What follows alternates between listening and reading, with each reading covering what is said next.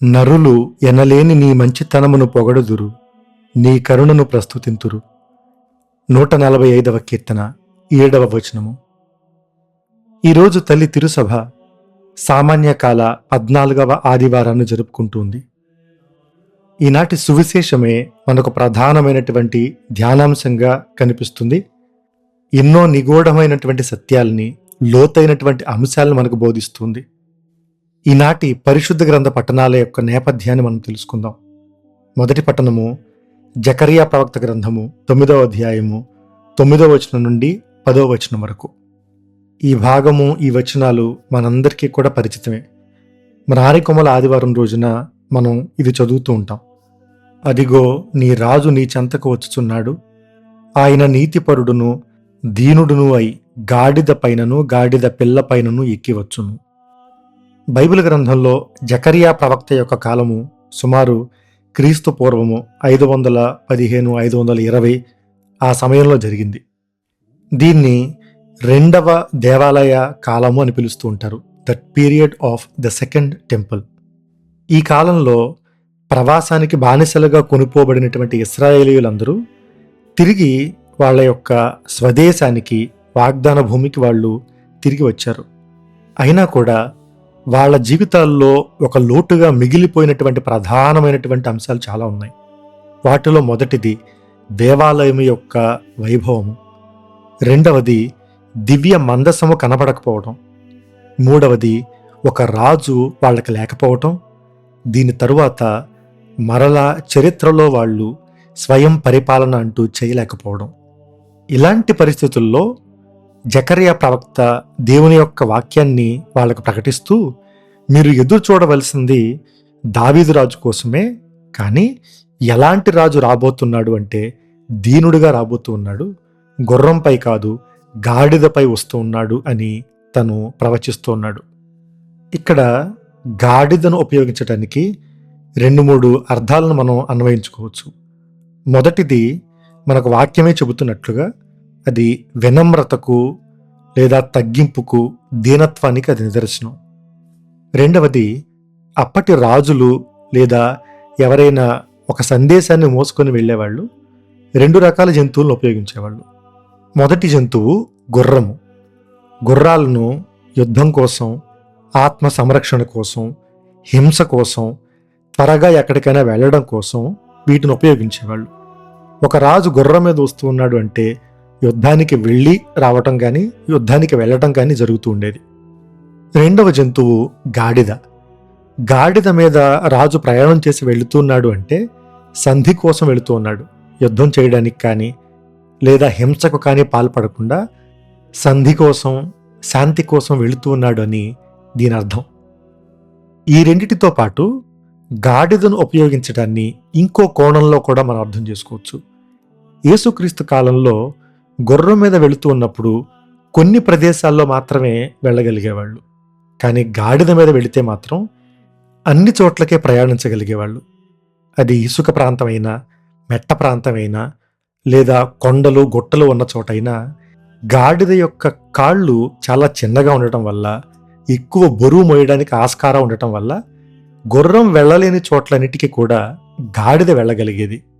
ఈ కోణంలో ఆలోచిస్తే రాబోయేటువంటి రాజు వాళ్ళకి, వీళ్ళకి లేదా ఈ ప్రదేశానికి, ఆ ప్రదేశానికి కాకుండా అన్ని సమయాల్లో, అన్ని రకాల చోట్లకి అందరికీ చేరువగా వెళ్ళగలిగేటువంటి ఒక శక్తి లేదా ఒక సామర్థ్యం కలిగి ఉన్నవాడు అని మనం అర్థం చేసుకోవచ్చు.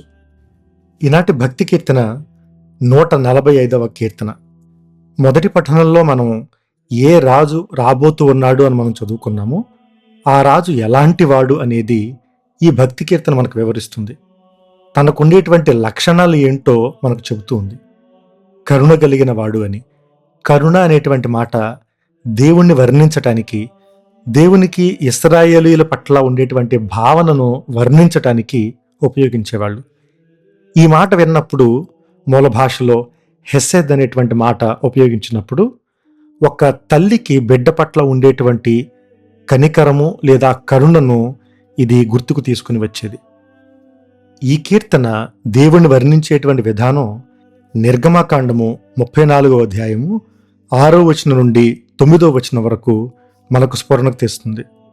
ఈ కీర్తనలో 8వ వచనము, నిర్గమాకాండంలో 34వ అధ్యాయం 6వ వచనము రెండూ ఒకేలా ఉండటం మనం గమనిస్తాం.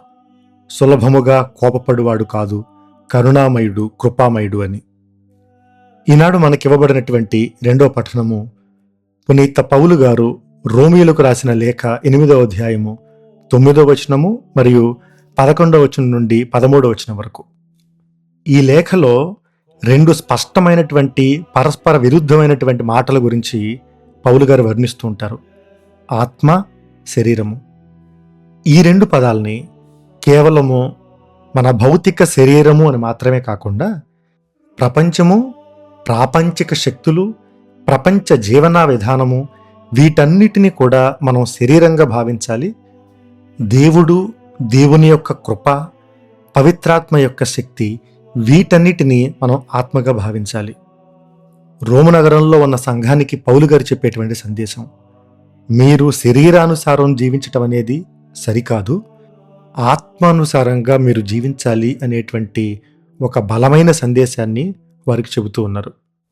ఆఖరుగా ఈనాటి సువిశేషము మత్తయి సువార్త 11వ అధ్యాయము 25వ వచనం నుండి 30వ వచనం వరకు. ఇక్కడ ఉన్నది కేవలం 5 వచనాలే అయినప్పటికీ ఒక్కొక్క వచనంలో ఉన్న ఒక్కొక్క పంక్తి వేరువేరు అంశాల గురించి మాట్లాడుతుంది. ఇది జరిగేటువంటి సందర్భం దేని తరువాత యేసుక్రీస్తు మాట్లాడుతూ ఉన్నారు అంటే అవిశ్వాస పట్టణాలని ఖండించిన తరువాత మాట్లాడుతూ ఉన్నారు. గలిలయ ప్రాంతంలో, తన సొంత ప్రాంతంలో ఉండేటువంటి పట్టణాలు కొరాజీను, బెత్సయిదా, కఫర్నాము, వీటిని ఖండిస్తూ మీ దగ్గర చేయబడినటువంటి అద్భుతాలు కానీ, మీకు ప్రకటించబడినటువంటి వాక్యం కానీ తూరు సీదోను ప్రాంతాల్లో, సొదొమ గొమొర్రా ప్రాంతాల్లో ప్రకటించబడి ఉంటే వాళ్ళు ఎప్పుడో మారుమనసు పొందేవాళ్ళు అని కఠినమైనటువంటి పదజాలంతో వీటిని ఖండిస్తూ ఉన్నారు. ఈ సంఘటన తర్వాత జరిగేదే ఈరోజు సువిశేషం. అది కూడా పూర్తిగా భిన్నమైనటువంటి స్వరంతో మనకు కనిపిస్తుంది. ఖండించేటువంటి పరిభాష మాట్లాడిన యేసుక్రీస్తు ఇప్పుడు తండ్రితో మాట్లాడుతున్నారు. ఇది చాలా చాలా ప్రత్యేకమైనటువంటి వచనం, వెరీ స్పెషల్ వర్స్. ఎందుకంటే సువిశేషాల్లో సాధారణంగా యేసుక్రీస్తు తండ్రితో నేరుగా మాట్లాడడాన్ని మనం చూడం. ముఖ్యంగా మత్తయి, మార్కు, లూకా స్వార్తల్లో. యోహాను స్వార్తలో ప్రధానార్చకుని ప్రార్థనలో 17వ అధ్యాయంలో తండ్రికి చేసేటువంటి ప్రార్థన మనకు కనిపిస్తుంది. అది మినహాయించి సువిశేషాల్లో యేసుక్రీస్తు తండ్రితో మాట్లాడేది చాలా అరుదు. గెత్సెమని తోటలో ఈ పానపత్రాన్ని నా నుండి తొలగించు అని ప్రార్థన చేసినప్పుడు కానీ, లేదా సిలువ దగ్గర మరణించేటప్పుడు నా ఆత్మను నీ చేతికి అప్పగిస్తున్నాను, నన్నేలా విడనాడితివి, ఇలాంటి మాటల్లో ప్రత్యేకమైనటువంటి సందర్భాల్లో తప్ప తాను స్వార్థ పరిచర్య చేసేటప్పుడు తండ్రితో మాట్లాడడాన్ని మనం ఎప్పుడూ చూడం. ఇక్కడ యేసుక్రీస్తు తండ్రితో నేరుగా మాట్లాడుతున్నారు. అవి మొదటి 2 వచనాలు. ఆ తర్వాత 27వ వచనం నుండి తనకు తండ్రికి మధ్య ఉన్నటువంటి అనుబంధాన్ని గురించి ఒక పరమ రహస్యాన్ని వెల్లడి చేస్తారు. చివరిగా భారముతో అలసి సొలసి ఉన్నటువంటి ప్రజలందరికీ ఒక ఆహ్వానాన్ని, ఒక ఊరటను యేసుక్రీస్తు ప్రసాదిస్తున్నారు. ఈనాటి మన ధ్యానాంశానికి 3 అంశాలను మనం ఎంచుకోవచ్చు. 3 సువిశేషం నుండే అయినప్పటికీ వీటిని ధ్యానం చేస్తూనే మొదటి పఠనాన్ని, రెండో పఠనాన్ని కూడా మనం ధ్యానం చేయొచ్చు. మొదటిది తండ్రి అభీష్టము, రెండవది సులువైన కాడి, మూడవది వినమ్రతే విజ్ఞానము. మొదటిది తండ్రి అభీష్టము. ఇందాక నేపథ్యం గురించి మనం మాట్లాడేటప్పుడు తండ్రితో యేసుక్రీస్తు మాట్లాడే ఈ 2 వచనాలు ఎంత ముఖ్యమైనవి అనేది మనం చెప్పుకున్నాం. దైవరాజ్యాన్ని, యేసుక్రీస్తును తిరస్కరించినటువంటి పట్టణాలని ఖండించిన తరువాత యేసుక్రీస్తు తండ్రితో మాట్లాడుతున్నారు.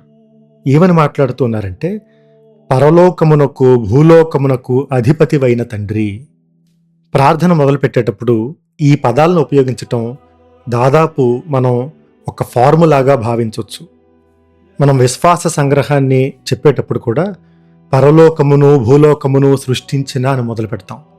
ఎందుకంటే మన ఉనికి, మన సృష్టి దేవుని నుండే ప్రారంభమయ్యాయని మనం అంగీకరిస్తూ ఒప్పుకుంటున్నట్టు. ఆ తరువాత యేసుక్రీస్తు తన ప్రార్థనను కొనసాగిస్తూ, విజ్ఞులకు వివేకవంతులకు వీటిని మరుగుపరిచి పసిబిడ్డలకు బయలుపరిచితివి, కనుక నిన్ను స్తుతించుచున్నాను.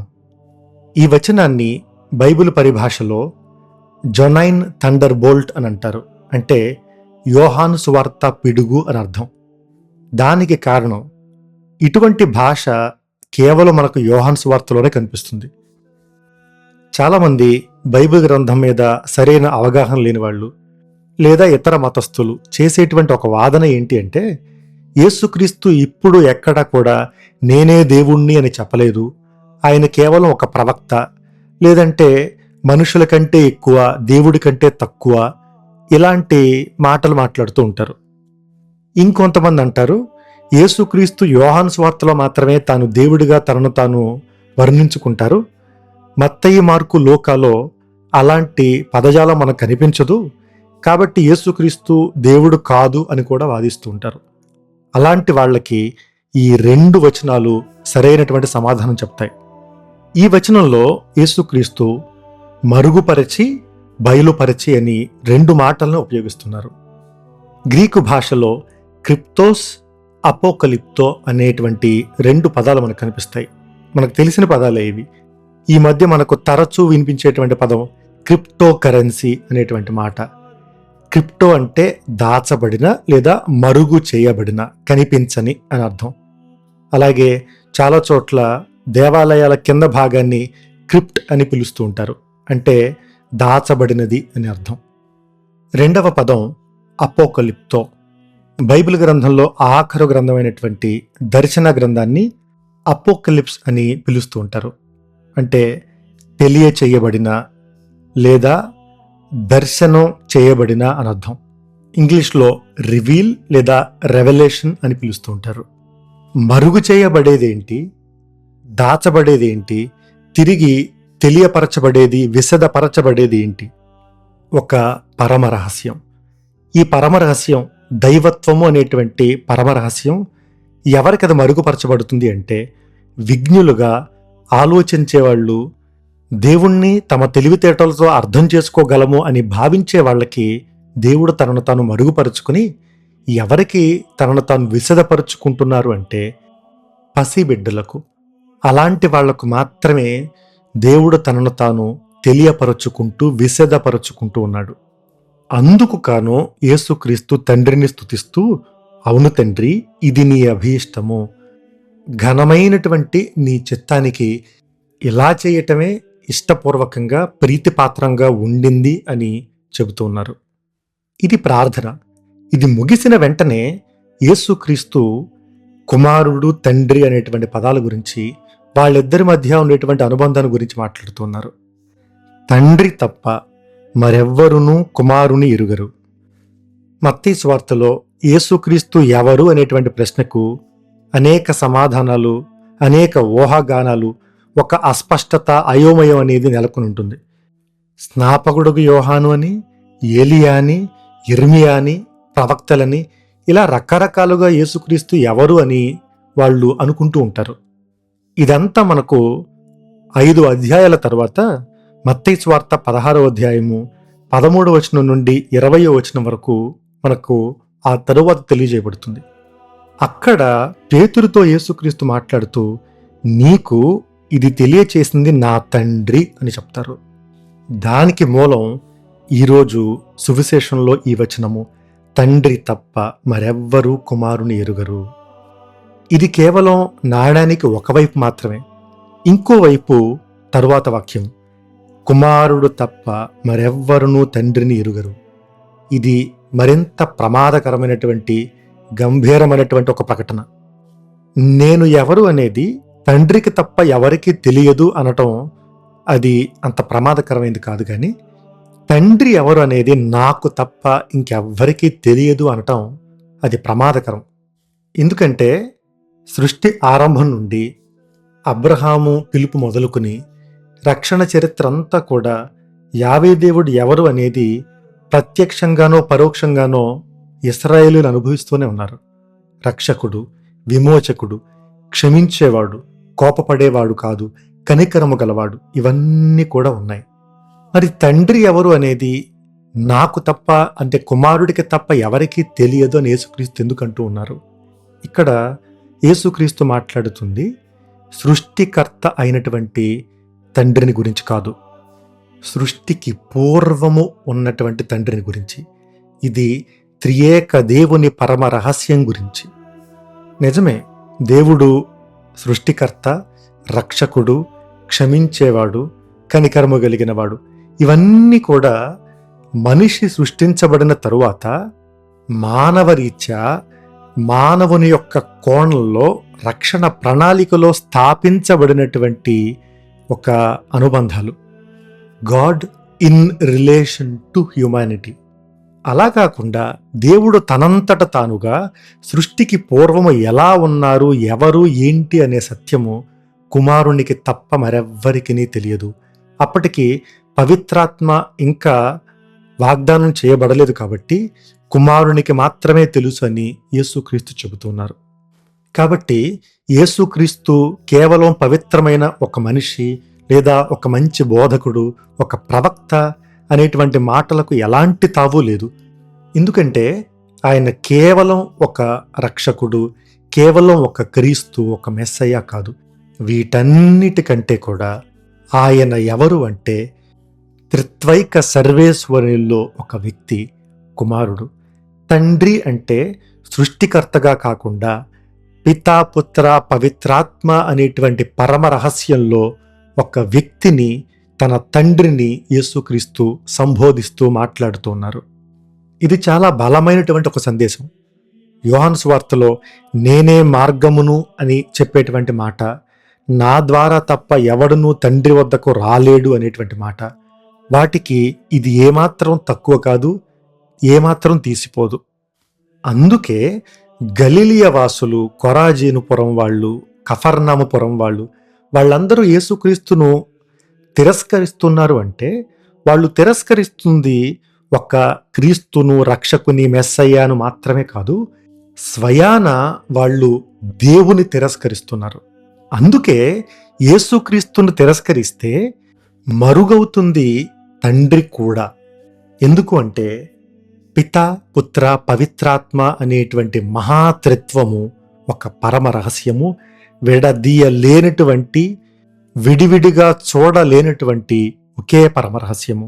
ఈ సత్యాన్నే సత్యోపదేశ సంక్షేమం 237వ సంఖ్య వివరిస్తుంది. ఈనాటి రెండవ ధ్యానాంశము సులువైన కాడి. తండ్రితో మాట్లాడిన తరువాత, పరమ రహస్యాన్ని గురించి వెల్లడి చేసిన తరువాత యేసుక్రీస్తు చెప్పేటువంటి మాట, నా కాడిని మీరెత్తుకొనుడు అని అంటున్నారు. ఈ కాడి అనేటువంటి మాట యేసుక్రీస్తు కేవలం ఒక దేవునిగా మాత్రమే కాదు, ఒక వడ్రంగిగా కూడా మాట్లాడుతున్నారు. ఎందుకంటే వృత్తిరీత్యా యేసుక్రీస్తు వడ్రంగి అనేటువంటి సత్యం మనకు తెలుసు. కాబట్టి ఒక వడ్రంగిగా ఏదైనా జంతువుకి ఒక కాడి తయారు చేసినప్పుడు అది సరైనటువంటి పరిమాణంలో ఉండాలి. పెద్దది కాకూడదు, చిన్నది కాకూడదు. ఒకవేళ చిన్నదైతే జంతువుకు నొక్కుకుపోయి అది దాన్ని బాధ పెడుతుంది. ఒకవేళ మరీ పెద్దదిగా అయితే మోయడానికి వీలుగా కాకుండా అటు ఇటు కదిలిపోతూ ఉంటుంది. కాబట్టి ఒక మంచి వడ్రంగి పనితనం ఎక్కడ కనిపిస్తుంది అంటే మోసేటువంటి జంతువుకి అది భారం కాకుండా, దాన్ని ఇబ్బంది పెట్టకుండా అలా ఉన్నప్పుడు. అందుకే యేసుక్రీస్తు నా కాడిని ఎత్తుకోండి, మీకు ఎలాంటి భారము ఉండదనేటువంటి ఒక భరోసాని ఇస్తున్నారు. కాకపోతే ఇది కేవలం ఒక ఉపమానం మాత్రమే కాదు, ఇది ఒక పొడుపు కథగా కూడా మనం భావించాలి. ఎందుకంటే దీనిలోనే వేరే కోణాలు కూడా దాగి ఉన్నాయి.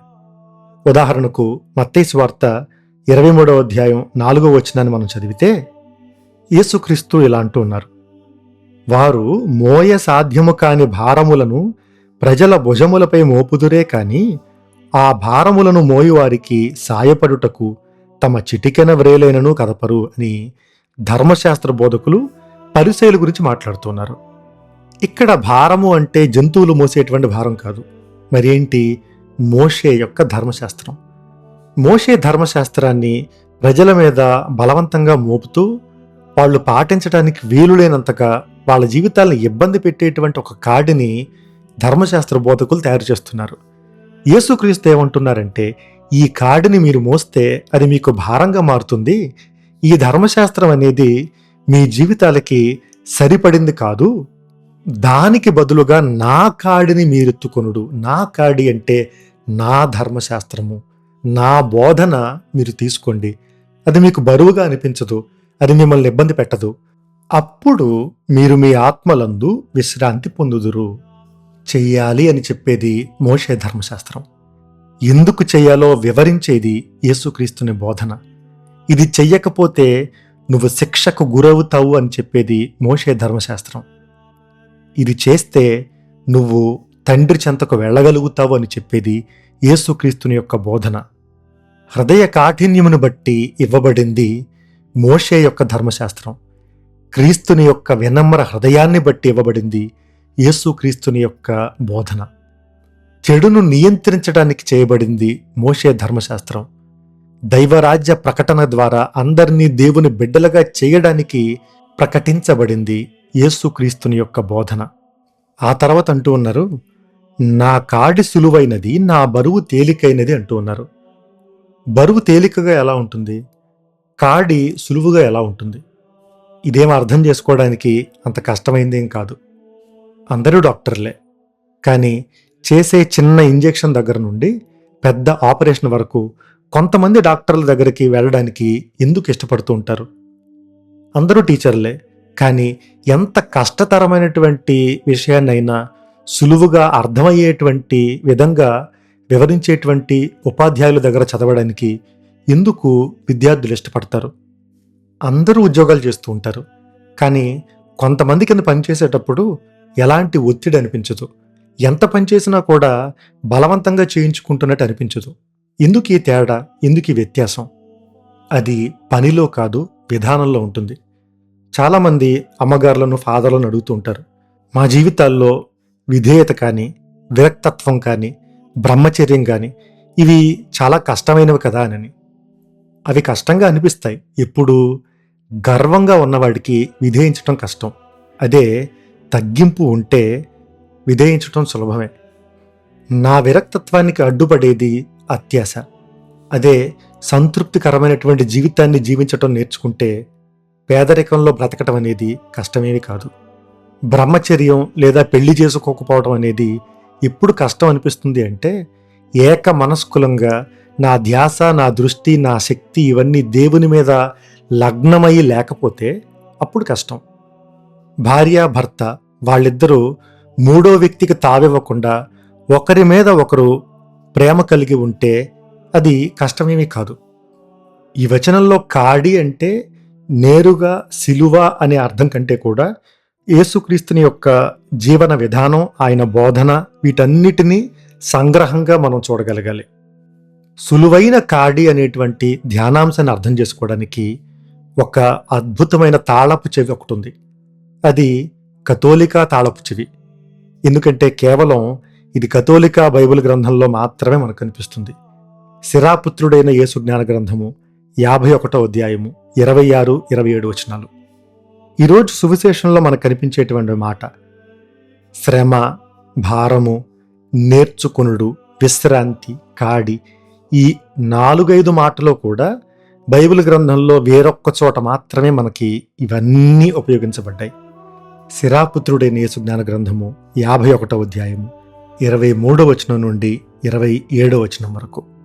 23వ వచనంలో ఒక ఆహ్వానం ఉంటుంది, నా దగ్గరకు రండి, వచ్చి నా దగ్గర నుంచి నేర్చుకోండి అని. ఎవరు పిలుస్తున్నారు? జ్ఞానం పిలుస్తుంది. ఆ తరువాత ప్రధానమైన వచనం 26వ వచనం. ఇంగ్లీష్లో చదువుతాను, ఆ తరువాత దానికి దగ్గరగా బైబిల్ గ్రంథంలో ఉన్నది కాకుండా వేరే అనువాదాన్ని నేను చెప్తాను. ఇంగ్లీష్లో put your neck under her yoke and let your souls receive instruction, it is to be found close by. దీన్ని తెలుగులో అనువదిస్తే, మీ మెడలను ఆమె కాడి క్రింద ఉంచుడు. ఎందుకు అంటే, అలా చేస్తే మీ ఆత్మలు ఆమె బోధనలను స్వీకరించున్నట్టులా. ఎవరి బోధనలు అంటే జ్ఞానము యొక్క బోధనలు. ఎవరి కాడి జ్ఞానము యొక్క కాడి. అలా చేస్తే ఎవరి ఆత్మలు నేర్చుకుంటాయి అంటే మనందరి ఆత్మలు. ఆ తర్వాత 27వ వచనంలో, నా విషయముననే చూడుడు, కొద్దిపాటి యత్నముతోనే నేనింతటి చిత్తశాంతిని పొందగలిగితిని. మూల భాష ప్రకారం చూస్తే కొద్దిపాటి భారముతోనే నేనింతటి విశ్రాంతిని పొందగలిగితిని. భారము, విశ్రాంతి. యేసుక్రీస్తు ఇదే పదజాలాన్ని సువిశేషంలో ఉపయోగిస్తున్నారు. ఏం చేస్తూ ఉన్నారు యేసుక్రీస్తు అంటే, నేనే జ్ఞానాన్ని, దేవునితో సృష్టికి పూర్వము నుండి కూడా ఉన్న జ్ఞానాన్ని నేను మిమ్మల్ని ఆహ్వానిస్తున్నాను. రండి, నా దగ్గర నుండి మీరు నేర్చుకోండి, నా కాడిని మీరు తీసుకోండి, నా బోధనల్ని మీరు పాటించండి. ఇలా చేస్తే మీరు విశ్రాంతిని పొందుకుంటారు అని పాత నిబంధనలో ఉండేటువంటి జ్ఞానాన్ని నేనే అని యేసుక్రీస్తు చెబుతున్నారు. ఇది ఒక పరమ రహస్యము. ఈనాటి 3వ ధ్యానాంశము, వినమ్రతే విజ్ఞానము. యేసుక్రీస్తు తన నుండి ఏం నేర్చుకోమంటున్నారు అంటే, సాధుశీలుడననియు వినమ్ర హృదయుడననియు. ఇంగ్లీష్లో gentle and humble of heart అని ఉంటుంది. ఈ 2 లక్షణాలు, సాధుశీలుడు, వినమ్ర హృదయుడు. సాధారణంగా సాధు జంతువు అని ఎవరిని అంటాము లేదా దేన్ని అంటాము అంటే, ఎవరికి ఏ హాని తలపెట్టనటువంటి ఒక జంతువును సాధు జంతువు అంటారు. అంటే ఇన్ రిలేషన్ టు అదర్స్, వేరే వాళ్ళ రీత్యా ఎవరికి హాని, ఇబ్బంది, బాధను తలపెట్టనటువంటిది. 2వ లక్షణము వినమ్ర హృదయుడు. వినమ్రత అనేది నా అంతట నన్ను నేను ఎలా చూసుకుంటాను, గర్వంగా, గొప్పవాడిగా, ఏదో సాధించేటువంటి వాడిగా, మిగతా వాళ్ళకంటే ఇంకా శక్తివంతమైన వాడిగా, పవిత్రుడిగా నేను భావిస్తే అది వినమ్రత కాదు. ఈ 2 లక్షణాలు ఎలాంటివి అంటే, వేరే వాళ్లకు భారం కానివి, నాకు నేను తగ్గించుకుని ఉండేవి. ప్రారంభంలో మనం కాడిని గురించి మాట్లాడినప్పుడు మత్తయి సువార్త 23వ అధ్యాయం 4వ వచనంలో, ప్రజలు మోయలేనటువంటి భారాన్ని వాళ్ళ భుజాల మీద మోపుతారు, కానీ వీళ్ళు చిటికెన వేలైనా కదపరు అని. అక్కడ ఏం లోపిస్తుంది అంటే, ప్రజల పట్ల ఒకంత కనికరము, ఒకంత మంచితనం, వాళ్ళు బాగుండాలి, వాళ్ళకి ఎలాంటి బాధ కలగకూడదు అనేటువంటి ఒక మంచి మనసు, అది లోపించినప్పుడు వాళ్ళు సాధుశీలులు కాదు. నిజానికి ఇవి 2 కూడా విడదీయలేనటువంటి ఒకే సద్గుణం. తనను తాను తగ్గించుకుని వినమ్ర హృదయుడుగా ఉండేవాడు ఎదుటి వాళ్ళని బాధ పెట్టలేడు. ఎదుటి వాళ్ళని బాధ పెట్టకుండా ఉండేటువంటి మంచితనం ఉన్నవాడు తనను తాను తగ్గించుకునే ఉంటాడు. అందుకే దీన్ని యేసుక్రీస్తు ప్రారంభంలో అష్టభాగ్యాల్లోనే చెప్పారు. మత్తయి సువార్త 5వ అధ్యాయము 5వ వచనంలో, వినమ్రులు ధన్యులు, వారు భూమికి వారసులగుదురు అని. ఈ భూమి బలవంతులది అని మనకు అనిపిస్తుంది, గర్వాత్ములది అని ఒక అపోహ ఉంటుంది. కానీ నిజానికి ఈ భూమి ఎవరిది అంటే, ఎవరు వ్యాప్తి చెందుతారు, ఎవరు విస్తరిస్తారు, ఎవరు సొంతం చేసుకుంటారు అంటే వినమ్రులు మాత్రమే. అందుకే ఈరోజు మొదటి పట్టణంలో దావీదు కుమారుడిగా వచ్చేటువంటి రాజు వినమ్రుడుగా వస్తాడు. ఎందుకంటే భూమి మొత్తాన్ని సొంతం చేసుకోవడానికి, భూమిని పరిపాలించడానికి, దేవుని రాజ్యాన్ని వ్యాప్తి చేయడానికి వినమ్రుడుగా వస్తాడు. ఎందుకంటే వినమ్రతే అందరినీ సంపాదించి పెడుతుంది. తగ్గించుకుని ఉండే వాళ్ళకి అందరూ ఆకర్షితులవుతారు. ఉదాహరణకి మదర్ తెరేసా గారి జీవితాన్ని చూడండి.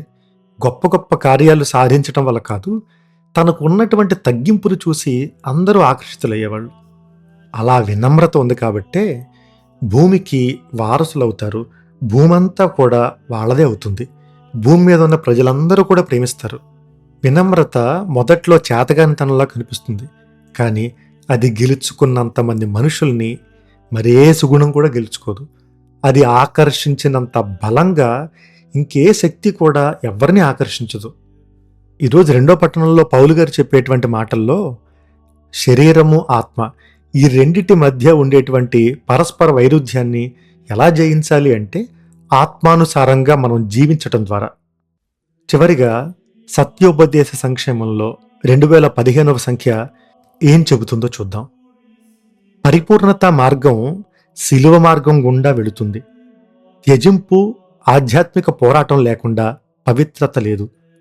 ఆధ్యాత్మిక ఎదుగుదల అంటేనే పాప త్యజింపు, మన కోరికలను చంపుకోవటం. ఇంగ్లీష్లో మోర్టిఫికేషన్ అని అంటారు. ఇంగ్లీష్లో మార్చరీ అనేటువంటి మాట, లేదా బొద్దింకలను చంపడానికి ఉపయోగించే మోర్టిన్ అనేటువంటి మాట, ఇవన్నీ కూడా లతీను భాషలో మొరీరే అనే పదం నుంచి వస్తున్నాయి. అంటే చనిపోవటం లేదా చనిపోయే స్థితి. ఇంకా అర్థమయ్యే భాషలో చెప్పాలంటే చంపుకోవటం అని అంటారు కదా, ఆకలిని చంపుకోవటం లేదా శరీర కోరికలను చంపుకోవటం. ఒక రకంగా ఆత్మ నిగ్రహం లేదా ఇంద్రియ నిగ్రహం అని చెప్పొచ్చు. మన ఇంద్రియాలను అదుపులో ఉంచుకోగలగటం. మనం శరీరానుసారంగా కాకుండా ఆత్మానుసారంగా మనం జీవించాలి అంటే ఇది ఖచ్చితంగా అవసరం అని శ్రీసభ చెప్పదు, కానీ పరిపూర్ణతకి, పవిత్రతకి ఈ ఆత్మ నిగ్రహము లేదా ఇంద్రియ నిగ్రహం అనేవి చాలా దగ్గరగా ఉన్నాయని శ్రీసభ చెబుతుంది. ఈనాటి ధ్యానాంశాలని మన జీవితాలకు అన్వయించుకుంటూ వినమ్రతతో జీవిస్తూ ఆత్మానుసారంగా మనం జీవించే కృపను దేవుడు మనకు ప్రసాదించాలని, ప్రార్థన, దైవాంకిత జీవితం అనేవి సులువైనటువంటి కాడిగా మనం అనుభవించేటువంటి అనుగ్రహాన్ని దేవుడు దయచేయాలని ప్రత్యేకంగా ప్రార్థన చేద్దాం. సర్వశక్తిగల సర్వేశ్వరుడు పిత, పుత్ర, పవిత్రాత్మ మనల్ని ఆశీర్వదించి కాపాడునుగాక. ఆమెన్.